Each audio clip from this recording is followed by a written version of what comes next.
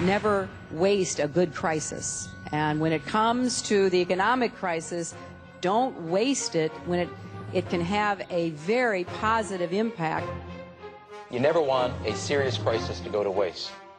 The way we're going to win over the long term is not just militarily. We've got to win over hearts and minds. And what that means is we've got to invest in countries that have no educational infrastructure and have no means for young people to get ahead. We've got to give them a stake in creating the kind of world order that I think all of us would like to see. Stay tuned for politics and religion.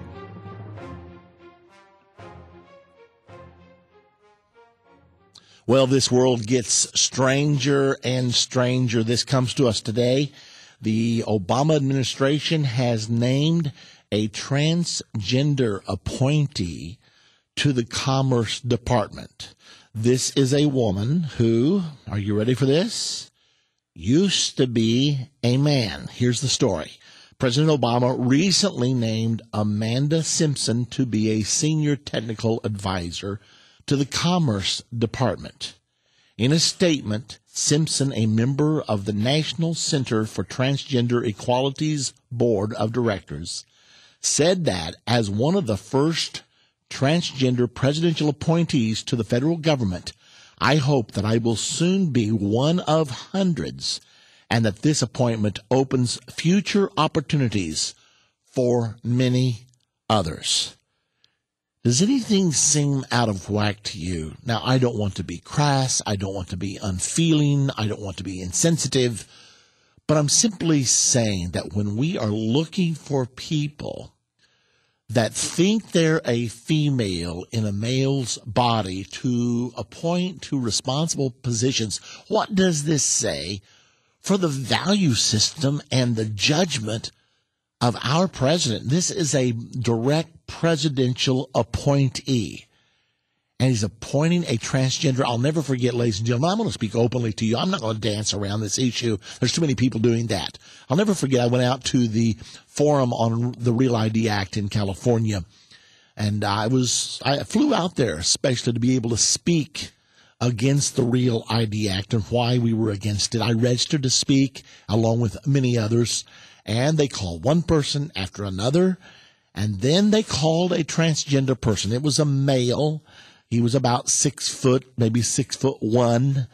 He had a dress on, hairy legs, male voice. Everything was male except the dress and some of his mannerisms. And he was appealing for the Real ID Act so that he could prove that he was a female. And I thought, well, surely if they allow that person to speak, I don't know whether to say him or her, if they allow that person to speak, surely I'll get a chance. But I never did. Now, when I had to register, they asked me from what perspective I wanted to address it. And I put from the religious perspective. Well, guess what? Nobody from the religious perspective got to speak. I don't know whether others beside myself registered in that way or not. But guess who did get to speak? A second transgender person. Now, I got a feeling there's a whole lot more religious people than there are transgender people here in the United States of America. But it's like these people are breaking their back to prove they're not prejudiced. And all the time, we're challenging nature itself. We're challenging God himself. The Bible talks about people who do those things which are against nature. I think sooner or later we're going to have to wake up and realize that, you're trying to have same-sex marriage. And you know how many people in same-sex marriage have conceived a child together in the history of the entire world? 0? If you guess 0, you are right. Nobody. But yet we're supposed to have marriage. Time out. Where have our brains gone? Have we lost our minds? Well, somebody's got to say these things, and it seems like there's a lot of politically correct people out there that aren't willing to, so I guess I am chosen. By the way, in addition to this story, there have been some parents here in the United States arrested because they didn't register their kids. They did not register homeschooled kids. A Montgomery County couple has been arrested on child endangerment charges.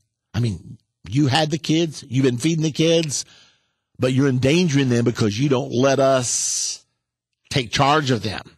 Child endangerment charges for failing to register their children with the school district as they were homeschooled, the Montgomery County Sheriff's Office said Monday.